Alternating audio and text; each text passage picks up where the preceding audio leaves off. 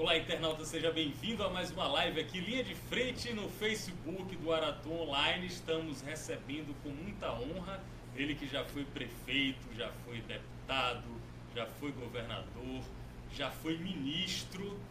Talvez o último cargo da República que falte esse homem ocupar seja o de presidente. Ciro Gomes é nordestino, com muito orgulho para todos nós, é o nosso conterrâneo. Eu queria começar essa entrevista prazerosa, honrosa, perguntando a ele se não é um desperdício para o Brasil, se não é uma injustiça um homem do seu quilate, da sua categoria, ainda não ter sido presidente do Brasil. Seja bem-vindo. Obrigado, Pablo. Um abraço a todos os internautas. Obrigado, Matheus, pela oportunidade.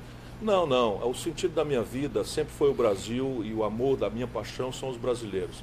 E eu fui candidato já a presidente da República. Em 98, eu queria fundar um campo, que era basicamente uma alternativa de projeto de desenvolvimento. Eu não tinha nenhuma pretensão de ganhar a eleição. E foi muito bem carinhado, muito respeitado pelo povo brasileiro. Em 2002, eu já imaginei ganhar a eleição. Mas Deus me ensinou que não era a minha hora.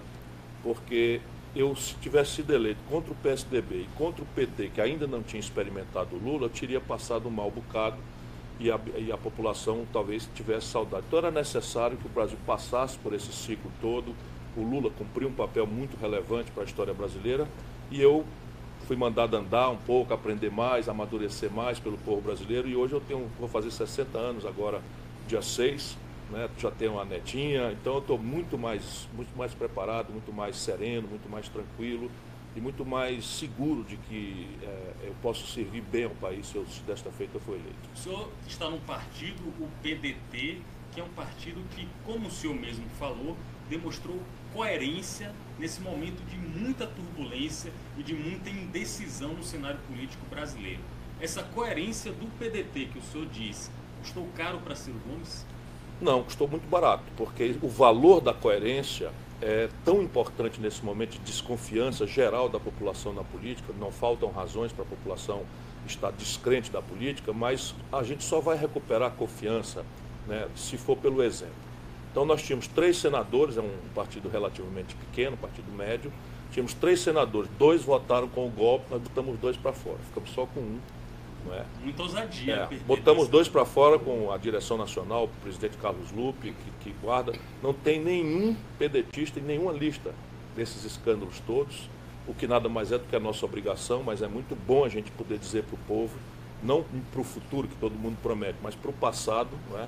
Eu vou ser generosamente resumir o meu currículo, já tenho 38 anos de vida pública, ministro, governador, prefeito, comandei a economia do Brasil, nunca respondi a um inquérito, nem sequer para ser absolvido. De volta é nada mais do que a minha obrigação, mas dá para eu me apresentar para o povo brasileiro com a ficha limpa, que é a única forma que você tem de recuperar a população, a confiança da população é o exemplo. Matheus, Ciro, desculpe, rapidinho, eu vou permitir sua pergunta. Ciro Gomes vai fazer 60 anos, como você bem percebeu, na próxima semana, e chegou aqui aos estúdios da Aratu. A gente recebeu um homem carismático, a gente recebeu um homem educado, a gente recebeu um homem que cumprimentou todos os funcionários com a mesma alegria que eu imagino que ele cumprimente um chefe de Estado. Ciro Gomes hoje é um homem maduro, sereno, ou a gente pode esperar de Ciro Gomes algumas declarações ferozes, ácidas? Eu cultivo a verdade. E eu acho que as palavras, para um homem que é decente, que é coerente, elas têm que interpretar com fidelidade o sentimento que você tem. Então, que tipo de sentimento? Vamos lá, um brasileiro desempregado. Meu coração é ligado nisso. Nós temos hoje 13 milhões e 400 mil brasileiros desempregados. Mais de 10 milhões de brasileiros empurrados por biscate, correndo da repressão nas cidades, tentando ainda levar algum para casa, ainda antes da violência, do narcotráfico, do campo do crime organizado. E o camarada passa o dia humilhado, batendo de porta em porta atrás do emprego, e não consegue, volta para casa com a boca amarga, com o nome do SPC, o dono do imóvel pedindo o aluguel de volta, pedindo a casa de volta, e ele liga a televisão e vê, né, numa sala de um apartamento de luxo em Salvador, 51 milhões de reais roubados, né, do dinheiro que falta para a saúde, para a educação, para a segurança do povo brasileiro. Que tipo de sentimento a elite brasileira acha que o nosso povo tem? E eu não tenho um rabo de palha, não tenho compromisso com ninguém, não sou sócio de ninguém, não tenho empresa. E eu tenho um patrão, é o povo brasileiro. É evidente que eu tenho que ser mais hábil, mais cuidadoso, para não dar cabimento, né, àqueles que não me censuram pelo que eu falo às vezes de cabeça quente. Eles me censuram pelo aquilo que eu falo de cabeça fria. Quando eu sei os números, quanto é que é os bilhões de reais que estão sendo surrupiados aí por negócio de juro, etc, etc. Aí eles, não, esse cara não dá para acusar de ladrão, esse cara não dá para acusar de incompetente. Eu fui o governador mais popular do país, o prefeito de capital mais popular do país, ministro da Fazenda andava nos restaurantes de São Paulo, do Rio, de Barra de Palma, né? Então também não dá. Então vai dizer que o quê? O cara é destrambelhado, é um pavio curto, é um temperamental e tal. Tudo que eu não sou. É só você ver o seguinte, uma longa história. Né? Cadê? Por que não mostra aí uma providência que eu, como ministro, como governador, como prefeito, tomei de forma estúpida? Não tem nenhum. Agora, eu como cidadão, eu me preservo o direito de ser normal. Então, outro dia, por exemplo, eu absolutamente fora da política há 12 anos, absolutamente fora da política há 12 anos, estava dormindo em casa, com a minha filha que me deu uma netinha, de vez em quando peço, às vezes que eu posso passar em Fortaleza, peço para eles ficarem lá em casa para eu ver a minha netinha e tal. E a minha filha dormindo ali do meu lado, quando eu acordo, ela conversando no telefone, e eu disse, o que houve, minha filha? Ela disse, pai, eu não vou esconder. A minha cunhada, né, ligando, dizendo que iam matar meu irmão. O Cid Gomes tinha um grupo, 1h30 da madrugada, jogando chinela, não sei o que, encostando fisicamente nele. Eu não tenho conversa. Então desci, não tem capanga, não tem motorista, desci, peguei meu carro e fui lá. E paguei geral, não uso arma, só tenho a minha autoridade moral. E uma boa altura também. Sim. E, graças a Deus nunca precisei bater em ninguém nem nada, mas fui lá para defender meu irmão. E aí botam na internet, fraudam o que eu falei, não é? Como se isso fosse uma coisa de um político destemperado. Ora, é um irmão que ouve falar que o irmão está sendo ameaçado de morte, vai fazer o quê? Só se eu fosse fazer uma transfusão de sangue de barata, eu não vou fazer mesmo. Agora, veja lá. Governador, prefeito, ministro, 2 vezes ministro, qual foi a imprudência que eu cometi? Não tem nenhuma. Ciro, com relação à política, o senhor já passou pelos 2 lados da disputa política ideológica. Já foi do PDS, agora está no PDT, já apoiou o presidente Lula, foi ministro do Lula, já foi do PSDB. O professor Olavo de Carvalho, com quem você já se encontrou algumas vezes em palestras, seminários, embora tenha pensamentos distintos, mas já demonstrou várias vezes admiração pelo senhor como um político, e a recíproca também é verdadeira. E ele disse uma coisa interessante, ele falou, olha, Ciro é um político genial, um político completo, como poucos no país, só que o Ciro ele se finge de esquerdista, mas na verdade ele é um liberal. Como é que você se define ideologicamente?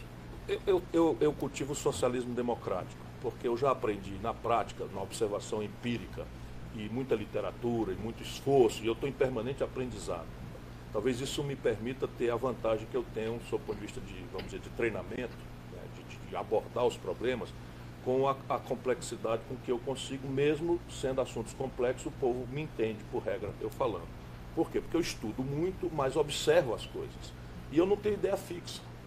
Então, repare bem, qual é a economia que funciona no mundo? É uma economia mista, em que o Estado forte se associa a um empresariado forte, convoca a universidade para responder ao desafio técnico-científico da produção, e isso produz, por exemplo, o experimento norte-americano, o experimento europeu e, mais recentemente, a experiência coreana do Sul e a experiência chinesa. O Brasil saiu do nada e virou a 15ª economia industrial do planeta, quando tínhamos projeto, por esse caminho. Agora nós estamos sem projeto, o que aconteceu? Em 1980, 1/3 da riqueza do Brasil a gente tirava da indústria, que paga os melhores salários, que paga mais imposto, que agrega valor, que saneia as contas do país com o estrangeiro, e isso que era 1/3 caiu para 8%. O país está se desindustrializando desesperadamente e nós voltamos ao que tínhamos em 1910. E o liberalismo, o mercado sozinho, não tem capacidade de promover desenvolvimento, porque o mercado ele tem algumas distorções inerentes a ele próprio. Por exemplo, o mercado tende à concentração. O próprio Adam Smith, no livro notável dele sobre a causa da riqueza das nações, ele diz que o mercado precisa de regulação. E aí os ultraliberais já abominam isso. Ora, quando os americanos desregularam o sistema financeiro deles, mais recentemente, eles produziram a maior crise financeira da história do capitalismo. Implodiram o sistema financeiro mundial e até hoje a humanidade paga um preço muito caro por essa estupidez ideológica que foi vendido como se fosse ciência boa. Então, repare, o que nós temos que fazer no Brasil é nos livrar de preconceitos, de deformações e entender que o mercado sozinho não é capaz de produzir desenvolvimento. O mercado tem virtudes extraordinárias. Ninguém sabe melhor do que o mercado né, a opção de alocar recursos, de etc, etc. Mas ele precisa ter uma parceria, inclusive para momentos de colapso como que nós estamos vivendo. Só para você ter uma ideia, vamos lá no prático. Nesse momento, 40 milhões de brasileiros estão negativados no SPC. 40 milhões de brasileiros negativados no SPC. 600 bilhões de reais já é a conta de crédito podre no balanço dos bancos. Você acha que o mercado, 100% das empresas brasileiras não estão fazendo nesse momento caixa para pagar o papagaio dos bancos, que também não estão renovando mais com medo da iminência da inadimplência, que é a maior da história. Você acha que o mercado sozinho resolve isso? Nenhuma chance. Aí é preciso você ter fórmulas, estratégias, em que você associa o Estado Nacional, não é, fazendo uma consolidação por um fundo soberano, ancorado nas reservas cambiais. Soluções há. O senhor propõe pesquisa e ciência para... Isso é essencial, porque o que explica desenvolvimento é isso. A institucionalidade é a mais variada possível. Por detrás de toda a conversa mole, de toda a propaganda ideológica, está lá o Estado forte, está lá o empresariado convergente com a fortaleza do projeto que está se tratando e instantaneamente, não é depois, instantaneamente o pensamento universitário, acadêmico, produzindo as respostas técnico-científicas e de desenho institucional. Se vivos fossem, quem seria seu ministro da Fazenda? Keynes, Hayek ou Friedman? Naturalmente Keynes, sem nenhuma dúvida. Nenhuma dúvida. O senhor já foi ministro da Fazenda e pode responder essa pergunta. Muita gente que passou por essa cadeira mesmo falou que o Brasil vive uma crise e um descrédito total na política, mas a economia, e aí houve essa dissociação, não sei como, o presidente tem uma impopularidade fenomenal, recordista, mas o ministro da Fazenda goza de respeito desse senhor mercado. O senhor concorda com isso? É evidente que isso tem uma grave distorção na vida nacional.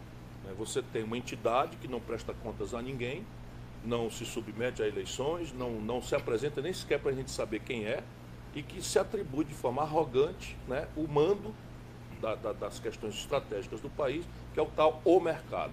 Né? Evidentemente, volto a dizer, um partido como o meu não tem nenhum preconceito contra a iniciativa privada. Ao contrário, nós admiramos, consideramos a iniciativa privada uma força essencial para o progresso do país, mas o mercado deixado só concentra renda, produz instabilidade e ruptura. Isto é absolutamente já demonstrado cientificamente. E aí o que acontece hoje? Você tem uma agenda que é assim, nosso povo, 40 milhões no SPC, 13 milhões e 300 desempregados, mais de 10 milhões na informalidade, 58% das famílias endividadas no país, as empresas caindo aos pedaços, maior estatística de recuperação judicial da história, e o Meirelles dizendo que está tudo bem, e o mercado dizendo que está tudo bem. E vai ser candidato a presidente. Por que está tudo bem? Tomara. Ele não é má pessoa. O Meirelles é meu amigo, eu conheço essa gente toda. O Meirelles foi presidente do Banco Central com Seria Lula. seu ministro? Em nenhuma hipótese. Por quê? Porque o Meirelles não é um formulador, ele é um cara antigo, e ele tem uma premissa que nunca se praticou na história da humanidade. Qual é a premissa? Nós vamos sanear as contas públicas a qualquer custo. Não interessa a regressividade, não interessa que está faltando remédio, como é fato, está faltando remédio para os transplantados brasileiros, que se passar uma semana sem receber o remédio, pode começar um processo de rejeição dos transplantes, e tudo caindo aos pedaços, o financiamento das universidades, o financiamento dos Institutos Federais de Educação, a segurança pública em pandarecos pelo país afora, e ele mentindo que está produzindo austeridade para ganhar a confiança dos agentes internacionais. Nunca houve isso na história. E na prática, sabe qual é o buraco na conta do governo brasileiro nos últimos 12 meses? 179 bilhões de reais. Sabe qual foi o maior buraco da história da conta pública brasileira deficitária? Esse. Percebe? Então é uma mistificação grosseira. Ele está investindo na confiança, mas na verdade... Mas é mentira, é mentira. Repare bem. Então, não, o Brasil saiu da recessão, ok, tecnicamente recessão é a queda do PIB por 2 trimestres consecutivos. E nós tivemos aí 8 trimestres, 8 vezes 3, 24, 8 trimestres de queda. E agora deu um 0, aí qualquer. Aí o camarada comemora isso como retomada do desenvolvimento. Vamos entender aqui uma coisa. Eu tenho um buraco de queda de 9,2%. O país caiu, a renda, nunca houve na história da humanidade isso. O povo brasileiro empobreceu, por média, e isso é muito pior para os pobres e para a classe média, porque os ricos se protegem, empobreceu 10,2% na média. Inclusive, isso é maior, se eu não me engano, do que a Grande Depressão Muito americana. maior. Na Depressão Americana, em 24 meses, foram 4,2%. É menos da metade. Então, o Brasil é a pior crise da história. Então, você bate no fundo do poço de 9,2%, e aí o fundo do poço tem uma virtude. Para baixo dele não dá para ir. Mas quem garante que era o fundo do poço? Com Dilma não chegaria pior ainda? Não, a Dilma, não cairia ainda mais? tinha pedido ao Congresso Nacional um déficit primário de 96%. E foi um Deus nos acuda. E quem estava pedindo isso pela Dilma não era ninguém, não. Era o mercado. A economia se recuperaria com Dilma ou com Temer? Sim, claramente. Por quê? Porque quando você bate no fundo do poço, a retomada da economia é uma ilusão estatística. Vamos lá entender com o nosso povão que está nos assistindo. Eu tenho capacidade de produzir 100 geladeiras. E aí, por causa da crise, do crédito estrangulado, do medo do futuro e tal, a turma só compra 70. Então, eu tenho uma capacidade de produzir 100, estou com 30% ociosos e tal. Aí eu pego, reduzo a taxa de juros, que é a coisa consistente que foi feita. Isso com atraso, com muito conservadorismo, porque o mundo está com juros negativo e os indicadores inflacionários no Brasil estão deflacionando. Portanto, esses equivocados, eu ia chamar a queda poderia ser mais ousada. Muito mais ousada. Eles jogaram o ano de 2017 fora. Mas vamos lá. Caiu a taxa de juros, então as pessoas agora, ao invés de comprar só 70 geladeiras, estão comprando 72. Então melhorou.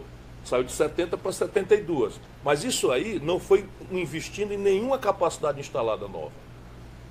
Ou seja, o Brasil daqui a pouco chega no ano que vem a 2%, cai na média. Na hora que a gente cair nesses 2%, explodem os desequilíbrios estruturais do Brasil. E aí você tem uma desvalorização do câmbio que ainda vai ser insinuada em 2018. Ainda em 2018, nós vamos assistir. Por quê?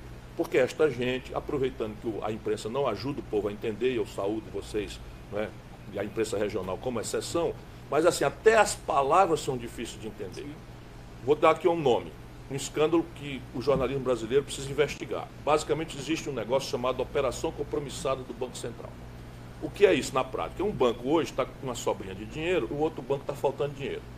Então, por 2 ou 3 dias, ou por um dia, com juros lá em cima, o banco que está sobrando dinheiro empresta para o outro sem nem passar o papagaio. Então é operação compromissada, porque eu te dou, mas já sei, mas tu já vai me devolver depois da manhã. Isso no mundo inteiro é mais ou menos 2%, 3% das operações do mercado. Sabe quanto é no Brasil? 28%. Sabe quanto é o valor disso, gente querida? 1 trilhão 184 bilhões de reais com juros de 20%. Transitando aí de um lado para o outro e o povo que paga a conta. E o povo pagando a conta. Sabe o dinheiro que não tem para saúde, para segurança? Está aí para onde é que está indo. E isto é o que eu ando falando, dando o nome do boi, dando o nome do bicho. Por isso que é Ciro maluco. E aí o Ciro é maluco. Tem que fazer o cara ser o doidão, porque o povo não pode saber dessas coisas. O presidenciável Ciro Gomes está aqui, ao vivo, no Linha de Frente, no Facebook do Araton Online, Matheus Carvalho. Muita gente mesmo assistindo, um recorde absoluto de espectadores, agradecendo a Vicente, a Aldo, que colaboraram aí, certamente divulgando na popular rede social do próprio Ciro Gomes. Tem muita gente, presidente... Popular e às vezes quente, a rede Quente, social de Ciro Gomes. Muita gente participando. Eu quero agradecer, homenagear a todos e, em nome deles, repassar uma pergunta de um cearense que é radicado aqui na Bahia, chamado Gabriel Carvalho, que é nosso espectador assíduo. Ele pergunta: Gabriel Carvalho diz o seguinte: o Ceará teve um grande avanço na educação pública, com 77 das 100 melhores escolas do país. Inclusive, o irmão do Ciro Gomes já foi ministro da Educação, o Cid Gomes. Gabriel Carvalho quer saber o que ele pensa sobre o tema e por que esse avanço na educação não se traduziu em melhorias nos índices de segurança pública do Ceará, que é governado por um aliado do Ciro Gomes, o governador Camilo. Veja, nós apostamos na educação, apesar da educação não estar nas emergências do nosso povo. Nosso povo sofre tantas emergências no emprego, na corrupção, na saúde, na violência e tal, que quando você vai perguntar quais são as prioridades, a educação meio que cede lugar. Mas nós estamos convencidos que, no limite, só a educação vai mudar a estrutura de injustiça, de violência do nosso país. Então é muito recente a conquista, vamos dizer, para ter efeito na violência, e não é, nós aprendemos com muita amargura, não é instantâneo. Porque o Ceará tem, de fato, 77 das 100 melhores escolas no ensino básico pelo IDEB. Nós temos a melhor escola média do Brasil.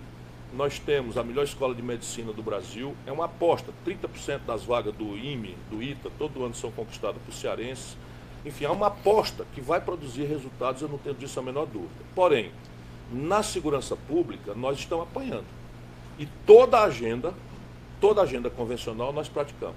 Nós duplicamos o efetivo, triplicamos o salário, introduzimos tecnologias sofisticadas que só o Ceará tem. Tanto que esses crimes de investigação mais tecnológicas, tipo sequestro, assalto a banco, roubo de carga, nós rebelamos. Agora, duas coisas explodiram. O assalto, né, que é o roubo à mão armada, e o homicídio de jovens caboclos, negros, pobres nos bairros do Nordeste em geral, né? E há uma novidade, a nos desafiar gravemente. Eu estou reunindo um grupo de especialistas, ciclicamente no Rio de Janeiro, porque a novidade básica é a seguinte: o sistema regular de justiça no Ceará funcionou. O que é que eu quero dizer? A polícia prendeu, o Ministério Público denunciou, o juiz condenou, nós renovamos todo o parque penitenciário do Estado, a população carcerária praticamente duplicou, e nós agora temos um seguinte fenômeno: o garoto é preso, vai condenado, entra no presídio, imediatamente tem que receber um ferro no queixo de uma facção criminosa, senão morre.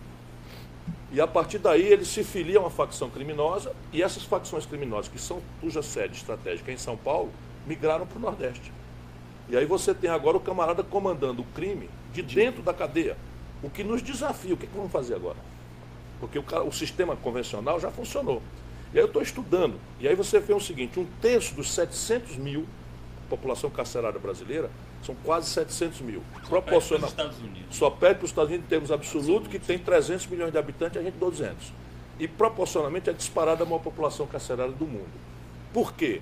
Porque nós temos uma legislação antiga, atrasada, a polícia é pressionada, não é, para produzir estatística, e um terço dos presos são garotos, jovens, que são presos com quantidades ínfimas de droga, menos de 20 gramas, por regra um terço, e que entram nesse itinerário. São condenados como traficantes e entram na rede, não é, de influência do crime organizado, que comanda o crime de dentro dos presídios para fora. É um pequeno criminoso que vira um criminoso muito pior. Vira um criminoso nível hard. O senhor acha que, pelas obrigações constitucionais atuais, o governo federal é omisso nessa questão? É completamente omisso, seja em matéria regulatória. Nada disso, que é essa novidade, nada disso provocou alteração na legislação brasileira. Só para você ver uma estupidez. Tudo isso é um fenômeno relativamente novo, que tem aí 15 anos no máximo, mas ao longo dos últimos 15 anos nada de inovação institucional foi introduzido no debate. Pelo contrário, o debate é obstruído por mil moralismos e interdições de gente que não entende do assunto, que é complexo, ou simplificação grosseira. Sabe, desses 61 mil homicídios, sabe quantos por cento são investigados? 8. E aí fica alguém imaginando que é a intensidade da pena que resolve. Então fica logo acreditando em pena de morte. Ora, a pena de morte já existe. Ou redução da maioridade penal. Ou tudo isso. Na verdade, o que falta no Brasil é a certeza da pena. Porque se você tem 62 mil homicídios e só 8 em cada 100 são investigados, o crime mais tranquilo de ser praticado no Brasil é matar alguém. Porque o sistema não consegue sequer investigar o criminoso. Isso impõe mudança na legislação, mas acima de tudo impõe a União assumir sua responsabilidade. Eu pretendo claramente botar a mão de ferro nisso aí. Até porque está solidificando todos os recursos, está abrangendo tudo, monopolizando. E repare bem, hoje o recurso que se empata em segurança pública é menor proporcionalmente do que se empatava 10 anos atrás. Ou seja, o problema explode e o seu Meirelles, achando que está fazendo tal o mercado, e o mercado, por sua vez, está gastando bilhões de reais com segurança privada. Por falar em criminosos, vamos falar de outros tipos de criminosos e vamos falar de sucessão presidencial. E eu já começo falando o seguinte: o senhor hoje torce, fique à vontade, aqui é bom que aqui é tudo à vontade. Se quiser tirar o blazer também, tá fique bem, tranquilo. Tá bem. O senhor hoje torce, estrategicamente é bom para Ciro Gomes que Lula seja condenado em segunda instância antes da eleição? A saída de Lula melhora a sua candidatura? A última pesquisa apontou que pelo menos 11 pontos percentuais esse homem aqui cresce se Lula estiver fora da disputa. Mas ainda assim eu torço pela absolvição dele, porque eu penso muito no Brasil e na unidade da nossa nação. O Lula, para o bem ou para o mal, o Lula divide profunda e definitivamente a nação brasileira. Justo ou injustamente, as relações das maiorias populares são de paixão ou ódio. Justa ou injustamente? Justa ou injustamente, não, porque parte é justa. Parte é justa e parte injusta. Qual é a parte justa? Quem botou a Dilma lá? Sem experiência nenhuma anterior. Foi o Lula. Popularíssimo, Né? Foi lá e fez um dedaço e quem Lula botou brincou de Deus e se queimou. Mantém essa frase? Mantém essa frase é de claramente, Ciro Gomes. porque isso é uma crítica política que eu faço. Mas eu volto a dizer, eu torço que ele seja absolvido, porque para essa parte que o adora, já está ficando quase religiosa a relação, né? Essa parte que o adora vai entender, e ele não está deixando por menos, né, de que há uma fraude provocada pelas elites brasileiras para subtrair do povo o direito de escolher livremente o seu ídolo. Isto deforma a democracia. Isso introduz no Brasil uma descrença na própria lógica do sistema. E por isso eu considero um desserviço a candidatura do Lula à presidência da República. A ele, a sua biografia e ao Brasil. Se Lula for candidato, o senhor será candidato? Eu sou candidato, só depende do PDT me lançar. Né? Com ou sem Lula? Com ou sem Lula. Evidentemente que se o Lula é candidato, o Brasil não vai ter um minuto para discutir o seu futuro. Não vamos discutir saídas para a segurança, não vamos discutir saídas para a educação, não vamos discutir... A campanha fica mais pobre? Não, fica Lula ou anti-Lula, violento, pesado, odiento, como nós estamos assistindo. O Lula foi agora para Minas Gerais, numa campanha Lula... onde ele chegava, tinha lá um grupo de fascistoides agredindo, chamando de ladrão, interrompendo o ônibus dele e tal. Francamente, isso não é a democracia. E numa campanha com Lula e com essa história de Lula ou anti-Lula, como seria a sua campanha? Em favor do Ciro e de um projeto alternativo. Eu não tenho o PT como inimigo nem adversário. Apenas eu acho que o PT tem uma responsabilidade, o PT nacional, tem uma responsabilidade com o estado de coisas aí. Quem botou Michel Temer na vice? Fui eu. Eu protestei na época. Quem deu furnas para o Eduardo Cunha comprar deputado e virar presidente da Câmara? Foram eles. Aí disse, não, mas fomos traídos e tal. Pois bem, o que é que o Lula cometeu crimes? Pessoalmente, eu não vejo até o presente momento nenhum, como advogado. Porque, repare, um juiz que dá uma sentença de 218 páginas é porque não tem a página. E eu que conheço o Brasil, sei, afirmo categoricamente que o sintoma de um corrupto presidente da República no Brasil definitivamente não é um apartamento cafona numa praia cafona de Guarujá. Temer é corrupto? Temer é corrupto desde sempre. O senhor não tem me falar isso? Sofreu uma ação... Já foi absolvido. Teve uma condenação e depois voltou... Explica Rapaz, aí como foi. Chefe de quadrilha. Danos morais, como é que foi essa história do Sim, eles nunca me processam por crime. Porque no crime a lei admite a exceção da verdade. E eu tenho documentos, 20 anos atrás, o Temer citado na roubalheira do Porto Qual foi Santos. A frase que gerou a ação do presidente Temer? Eu disse que ele era o capitão do golpe. Aí o que eles fazem? Eles fazem isso para me intimidar, para me obrigar a gastar dinheiro, para viajar para Brasília, para responder e tal. E eu estou a serviço do povo brasileiro, não tem problema nenhum. Ciro, o senador Otto Alencar Baiano... Ou a gente precisa de 15 anos sofrer o que nós estamos sofrendo para a gente saber das coisas. Não é possível. Voltando à pergunta, o senador Otto Alencar Baiano do PSD disse aqui também em entrevista a seguinte frase: Lula não pode deixar de participar da disputa por causa de um puxadinho. Usou esse termo, um puxadinho. O senhor concorda com ele? Não, a lei é para todos, né? E se esse puxadinho fosse propina e houvesse elementos indiciários ou comprobatórios disso, não interessa se você roubou 1.000, 1 milhão ou 10 milhões. Né? Portanto, não concordo com essa afirmação. A questão básica é que, lendo o processo, esse pelo qual ele foi condenado, não vejo elementos nenhum que sustente essa sentença. Não vejo, como advogado. Agora, você sabe a minha opinião. Lula errou gravemente na política. Na relação assim, com as empreiteiras, não, repare bem, o que ele está fazendo hoje? Chafurdou. Mas aí daí a corrupção... É ali que vem a principal condenação, na sua opinião, do presidente Lula? Esse segundo procedimento que está andando agora do apartamento vizinho, do terreno, esse daí tem um pouco mais de consistência. Mas, igualmente, eu não vi ainda a prova. Porque se tivesse, todo o Brasil já tinha. A gente já teria visto. Né? E o Brasil está experimentando essa novidade, né, da delação premiada. Isso é uma coisa dos americanos, que a Dilma trouxe para o Brasil, e a gente não tinha experiência nenhuma disso. Aí, de repente, nós começamos a fazer aqui o abuso completo, que é dar imunidade para bandido, desde que o bandido fale que o juiz quer ouvir. E duplo delator, já tem casos de gente que delatou de novo. Virou a república do dedo duro. E você, um dedo duro qualquer, que é um criminoso, é um bandido, tipo esses batistas aí da JBS, ele diz e desgraça a moral de um cidadão que pode eventualmente não ser bandido. Né? O que é que os americanos fazem? Ele ouve o bandido em segredo, pega todo aquilo que ele falou e em segredo investiga e produz provas com base nas informações que o Joesley fez com o Temer foi uma armadilha? Armadilha completa. E a serviço da justiça. O que é uma aberração. É um estado de anarquia, de baderna que nós estamos vivendo. Com a anuência do Rodrigo Janot. Estou lhe dizendo, com apoio dessa loucura de um Ministério Público falastrão, de um juizado compulsivo de informação para jornal e tal, e o devido processo legal no Brasil foi rasgado. Essa turma da Lava Jato, o senhor acha que vai sair candidato a cargos eletivos? Deltan, Dallagnol, Não sei, Carlos Fernando. mas se saírem, o povo brasileiro vai dar uma lição grande neles. Porque eles são muito populares, porque parecem ser pessoas que estão defendendo a lei, defendendo o povo. Se o povo achar que eles estão fazendo isso para ganhar simpatia, para virar político, que eles condenam, o povo vai dar uma lição deles e não vão ter voto nenhum. E foi o início da crise das mãos limpas na Itália, quando Sim, o Antônio senhor. Pietri Claramente. saiu Arrebentou candidato. tudo, claro. Ciro Gomes, autêntico, presidenciável nordestino, está aqui com a gente no Facebook do Araton Online. Eu tenho uma pergunta.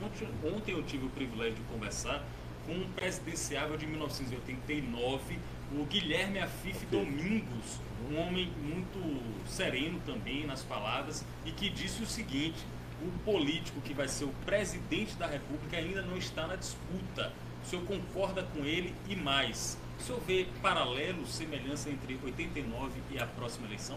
Há uma similitude, embora a história, quando se repete como farsa ou tragédia. Né? Mas há uma semelhança, basicamente, na ideia de que você tem as grandes estruturas meio desmoralizadas, as estruturas tradicionais, basicamente PT, PMDB e PSDB, estão bastante críticos, enfim, numa situação bastante crítica, do ponto de vista da opinião pública, o que quer dizer que o processo eleitoral vai se fraturar. No primeiro momento, nós teremos 5 a 6 candidatos, com partidas aí de 5 a 15%, etc., especialmente se o Lula não for candidato. E aí você começa o debate, isso é só o grid de largada, não é? Porque o que vai acontecer é muito improvável que os institutos de pesquisa consigam alcançar hoje. O que os institutos podem alcançar hoje é identificar quais são as tendências de opinião que estão hegemonizando o debate, ou seja, o que é que o povo está procurando antes de ser fulano, beltrano ou cicrana. O povo está procurando experiência, segurança, não é? Segurança de camarada que tem experiência, que tem a ficha limpa e que tem uma vida política conhecida para ele poder examinar se o que o cara está falando tem fundamento na coerência da vida dele. Então essas coisas estão no Datafolha, que ninguém dá a menor bola, né, não presta atenção. E aí são sempre muitos dados na pesquisa, mas só mas a única coisa que interessa hoje, porque pesquisa de preferência quer dizer o seguinte: nível de conhecimento, que nesse momento é completamente desigual. O Lula é 100% conhecido, preferido por 35% e rejeitado por 47%. Isso não parece ser o que os jornais dizem, uma candidatura vitoriosa, parece ser uma candidatura derrotada. É evidente que essas coisas podem mudar e ele está se esforçando, fazendo caravana aí não sei aonde. Para diminuir essa rejeição. Para tentar diminuir a rejeição e ser vítima e dar uma narrativa para o militante dele, dizendo: não, eu estou sendo perseguido, eu não sou corrupto, eu não sei o que e tal. É uma narrativa que eles dominam bem, né? Claro, está tudo certo do ponto de vista dele. Mas a questão básica é: e o país aguenta? O país aguenta ficar refém de um único cidadão entre 206 milhões de pessoas, por mais especial que ele seja? O país não aguenta isso.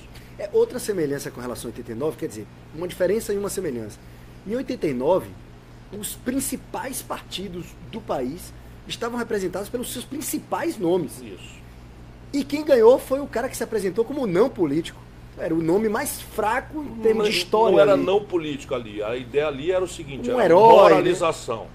Moralização. Então, repare bem, muitas vezes o moralismo de Goela é citado na opinião pública para produzir a maior imoralidade, que foi o caso do Collor. Como a elite brasileira, a revista Veja, Grupo Abril, e tal, tudo isso é corrupto até a medula. Né? O que eles fazem? Eles viram a tendência do povo na data que procurava, pela desmoralização do governo Sarney, uma coisa nova que fosse moralizadora. Então, mandaram era fazer capa do Collor, caçador de Marajá, e não sei o que. Então, inventaram essa figura e a imprudência do Lula acabou permitindo, né, que o Lula era muito sectário, e aí o outro lado mais moderado acabou botando o dedo no nariz e votando no Collor, e ficou muito pertinho dele o Brizola e muito pertinho dele o Covas. Desta vez eu espero que a história não se repita, nem como farsa, muito menos como tragédia, porque o nosso povo não merece. Se a turma se unisse, ele ganhava de Collor? Não, o Brizola genialmente na data propôs ao Lula que eles dois renunciassem, porque entraria o Covas, e o Covas, todas as pesquisas indicavam que ganharia do Collor.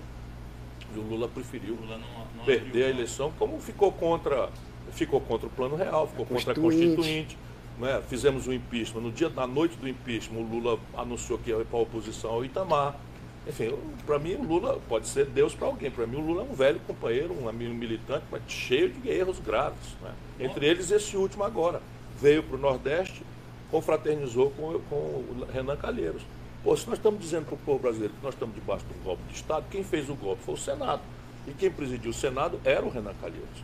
E agora o PT vota no Eunício Oliveira, presidente do Senado. Aí não é possível isso, né? Moralismo de goela, essa expressão que o senhor usou aqui, e que eu achei uma expressão muito legal, até para facilitar o entendimento popular, se aplica ao prefeito de São Paulo, João Dória, também? Completamente. O Dória é um farsante, completamente farsante. O Dória, gente querida, o Dória que se apresenta como não político, o Dória é filho de deputado federal.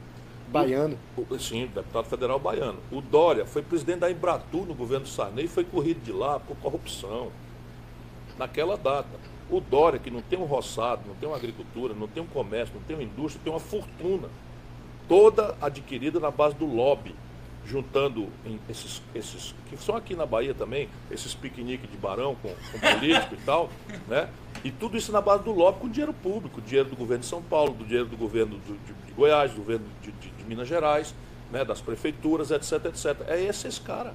Aí se elege prefeito de São Paulo, não para um mês, já é candidato a presidente da República. E isso diminuiu a popularidade dele lá. Não, ele vai, em dezembro é carta fora do baralho, conforme previsto. Ele vai sair daqui e vai conversar com o ex-governador da Bahia e provável candidato a senador, Jacques Wagner. E essa é a informação em primeira mão, Isso. Ninguém sabe ainda. A relação de Ciro Gomes com o PT e sobretudo com o PT baiano está bem forte, bem sólida. Eu sou muito amigo do PT, por regra. Né? Evidentemente que eu tenho antagonismos insuperáveis com um certo PT aí que, na minha opinião, nem sequer merece, né, permanecer no PT, e eles continuam alisando esse tipo de gente. Mas o Jacques Wagner é um velho e querido amigo. Né? Ainda ontem a Fatinha, nossa primeira dama, foi ver a minha palestra na Faculdade de Direito. O Rui é um governador que nós temos muito respeito, achamos que ele faz um belo trabalho, o PDT vai apoiá-lo. Veja, pouco importa se eu sou candidato ou Lula, nós estamos decididos a apoiar o projeto que o Jacques Wagner e o Rui Câmara lideram aqui na Bahia, porque estamos o melhor para o estado da Bahia. E, enfim, trocamos ideias. Eu não sou subordinado ao PT, mas também não sou inimigo nem adversário. Nós conversamos. O senhor recebeu um apoio de um baiano ilustre, a gente está encerrando a live, um baiano muito querido por todos, o senhor já demonstrou que gosta muito da Bahia, que é o Caetano Veloso, e ele denunciou uma possível censura. O que é que o senhor tem a falar sobre isso? Ontem dediquei a minha palestra ao Caetano. Caetano, filho de Dona Cano, aqui de Santa Mara da Purificação. O Caetano foi censurado 3 dias atrás por uma juíza arbitrária que no passado muito recente foi afastada da judicatura por suspeita de conivência com o PCC. Essa facção criminosa. Apenas isso. E ela, para completar a indignidade, ainda faz ironia na sentença, que não liminar, e é a primeira vez desde a ditadura que alguém censura um artista num show gratuito que ele ia fazer para o sem-teto. O brasileiro não pode se omitir, não pode se calar diante desse arbítrio. Matheus Carvalho, uma entrevista histórica, uma honra, um orgulho. Eu queria que você fizesse seus encerramentos, porque eu também tenho o meu encerramento a fazer, fica à vontade. Não, só agradecer. A gente tem uma agenda apertada. Eu vou à Feira de Santana mas agora. está com a gente já há quanto tempo? Há mais de 45 Mais de 45 minutos, para desespero dos assessores que estão corretamente fazendo o trabalho deles. Vicente, Aldo, obrigado. Agradecer pelo tempo, eu que pela agradeço, disponibilidade. um privilégio, obrigado a vocês aí pela oportunidade, pela qualidade das questões, e um abraço forte à gente baiana, que é a gente mais querida do nosso país. Nós que agradecemos a honra, o privilégio aqui de ter Ciro Gomes, esse nordestino batalhador, que está aqui há 2 dias em Salvador, fazendo campanha, mais do que isso, alertando a mim, a Matheus, a vocês sobre temas importantes da República do Brasil que a gente precisa discutir. Eu agradeço também a Eduardo Souza, esse guerreiro também, que está aqui com a gente, transmitindo. Vou encerrar, ministro, com a frase, sempre eu encerro com a frase não é minha, a frase hoje é de Confúcio, um sábio, um líder oriental. Ele diz o seguinte, talvez se aplique também à trajetória do senhor: transportai diariamente um pouquinho de terra e depois de algum tempo terás uma montanha. Pense nisso e até a próxima. Um abraço.